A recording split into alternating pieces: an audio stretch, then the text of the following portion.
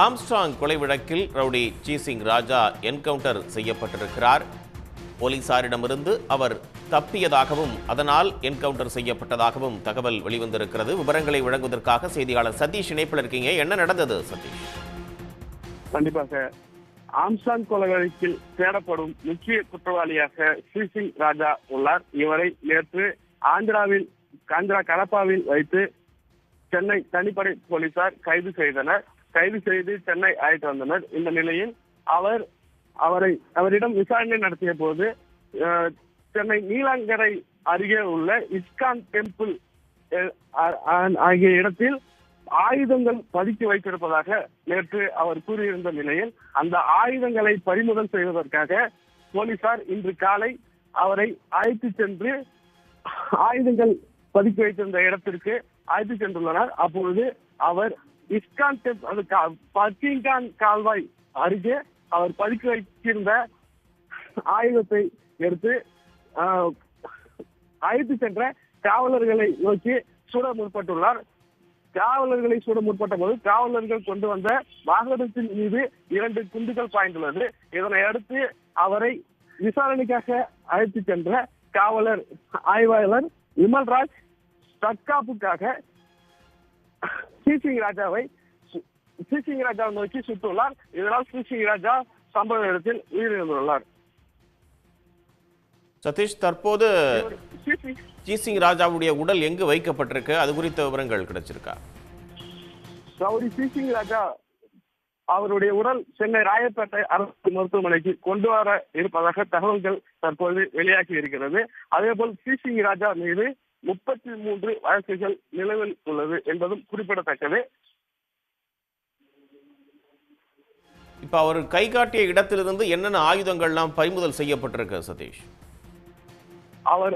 அவர் சீசிங் ராஜா ஆயுதங்கள் பதுக்கி வைத்திருப்பதாக கூறியதை அடுத்துதான் போலீசார் அவரை விசாரணைக்காக மற்றும் ஆயுதங்களை பறிமுதல் செய்ய கொண்டு சென்றுள்ளனர். அப்பொழுது அவர் அங்கு கத்தி மற்றும் துப்பாக்கி போன்ற ஆயுதங்களை அங்கு வைத்துள்ளார் என்பது மட்டுமல்லாமல் அவர் அங்கு பதுக்கி வைத்திருந்த துப்பாக்கியை எடுத்து காவலரை சுட முற்பட்டதை அடுத்து இன்ஸ்பெக்டர் ஆய்வாளர் விமல்ராஜ் அவரை தற்காப்புக்காக சீசிங் ராஜாவை சுட்டுக் கொண்டார் என்பது குறிப்பிடத்தக்கது.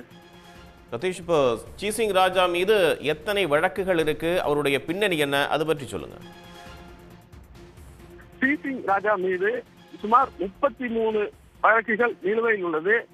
குறிப்பாக சில தினங்களுக்கு முன்பு தாம்பரம் நீதிமன்றத்தில் இவரை பிடிக்க வேண்டும் என பிடிய வாரண்ட் கூட பிறப்பிக்கப்பட்டிருந்த நிலையில் இவர் குறித்து தகவல் தெரிவிப்பதற்காக போலீசார் தரப்பில் இருந்து போஸ்டர்கள் கூட ஒட்டப்பட்டிருந்தது. இதெல்லாம் குறிப்பிடத்தக்கது. சீசிங் ராஜா குறிப்பாக ஆம்ஸ்ட்ராங் கொலை வழக்கில் ஒரு முக்கிய குற்றவாளியாக கருதப்படுகிறார். மேலும் இவர் 28 இவர் கிட்டத்தட்ட ஒரு சென்னையில் பிரபல ரவுடியாகவே இருந்துள்ளார்.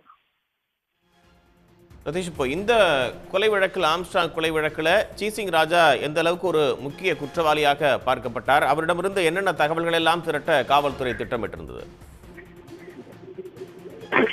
குறிப்பாக சொல்ல வேண்டும் என்றால் சீசிங் ராஜா சம்போ செந்தில் புதூர் அப்பு உள்ளிட்ட முக்கிய குற்றவாளிகளை போலீசார் ஆம்ஸ்ட்ராங் கொலை வழக்கில் தீவிரமாக தேடி வந்தனர்.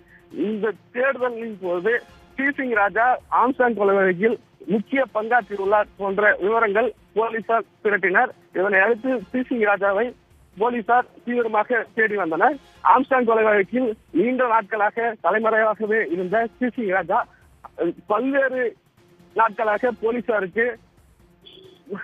போலீசாரால் கண்டுபிடிக்க முடியாமல் மிகவும் தீவிரமாக தேடப்பட்ட நிலையில் அவரிடம் என்ன காரணத்துக்காக ஆம்ஸ்ட்ராங் கொலை செய்யப்பட்டார், இவருக்கும் என்ன மாதிரியான விரோதங்கள் இருந்தது என்பது குறித்தான விசாரணைகளை மூலம் கொண்டு வருவதற்காக போலீசார் அவரை கைது செய்தனர்.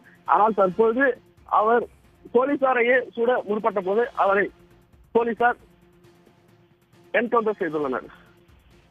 இப்போ என்கவுண்டர் நடந்த அந்த இடத்துல காவல்துறை உயர் அதிகாரிகள் ஆய்வு மேற்கொண்டிருக்கிறார்களா? அந்த இடம் எந்த அளவுக்கு இப்போ காவல்துறையோட கட்டுப்பாட்டில் கொண்டு வரப்பட்டிருக்கு சதீஷ்? கண்டிப்பாக என்கவுண்டர் செய்த இடத்தில் தற்பொழுது போலீசார் என்கவுண்டர் செய்யப்பட்ட இடத்தில் தற்பொழுது போலீசார் ஆய்வு செய்வதற்காக சென்று கொண்டிருக்கின்றனர்.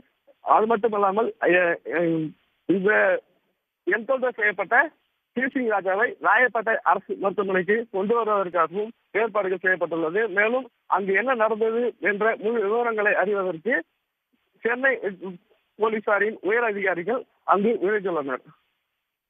கூடுதல் விவரங்களுக்காக மீண்டும் இணையலாம் சதீஷ். தற்போதைய தகவல்களுக்கு நன்றி. உடனுக்குடன் செய்திகளை தெரிந்து கொள்ள சன் நியூஸ் பெல் ஐகானை கிளிக் பண்ணுங்க.